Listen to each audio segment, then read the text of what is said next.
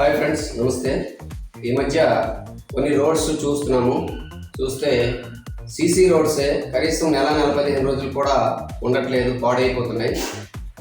సాధారణంగా తార్ రోడ్స్ కంటే చాలా ఎక్కువ కాలం రావాలి, ఎందుకంటే దానికి ఇచ్చినటువంటి గ్రాంట్ కూడా తార్ రోడ్స్కి ఇచ్చినటువంటి గ్రాంట్ కంటే 2 times 3 times ఎక్కువ ఇస్తారు.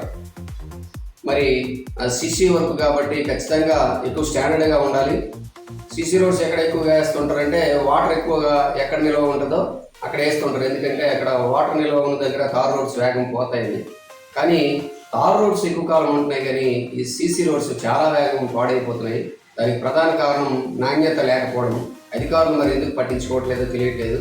సిమెంట్ సగానికి సగం తగ్గించేస్తే ఆటోమేటిక్గా అది పాడైపోద్ది, రోడ్డు వేగం పాడైపోద్ది. మరి ఆ రకమైన పరిస్థితి లేకుండా అధికారులు స్ట్రిక్ట్గా వ్యవహరించి సరైనటువంటి నాణ్యత కలిగినటువంటి రోడ్స్ వేసేటట్టుగా ప్రయత్నం చేయాలని కోరుకున్నాం. ఈ ప్రభుత్వాన్ని కూడా వేడుకుంటున్నాం. అలాగే ఈ చాలా రోడ్స్ గత 10-15 సంవత్సరాల నుంచి రోడ్స్ అసలు దాన్ని కనీసం రిపేర్ వర్క్ కూడా చేయకుండా ఉండిపోయాయి.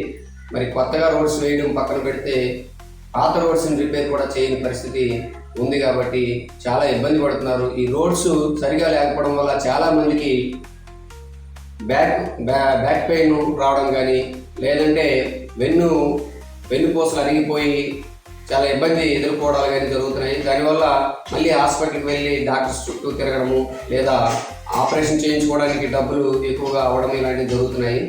మరి పర్సనల్గా కూడా చాలా లాస్ అవుతున్నారు. కనీసం కూర్చొని కూడా లేని పరిస్థితికి వచ్చేస్తున్నారు. ఎక్కువగా ఈరోజు అందరూ బళ్ళు వాడుతున్నారు, బైక్లో వాడుతున్నారు. కాబట్టి ఈ బైక్ జర్నీలో ఎక్కువగా గోతులు ఉండడం వల్ల ఈ ఆరోగ్యపరమైనటువంటి సమస్యలు కూడా ఎక్కువగా వెన్నుపూసలు అరిగిపోతున్నాయి. ఇటువంటి సమస్యలు ఎదుర్కొనేటప్పుడు వాళ్ళు జీవితంలో చాలా కోల్పోవలసిన పరిస్థితి వస్తుంది. కాబట్టి రోడ్స్ అన్నీ కూడా చక్కగా బాగు చేయడానికి ప్రయత్నం చేస్తారని ప్రభుత్వాన్ని వేడుకుంటున్నాం. థ్యాంక్ యూ ఫ్రెండ్స్, నమస్తే.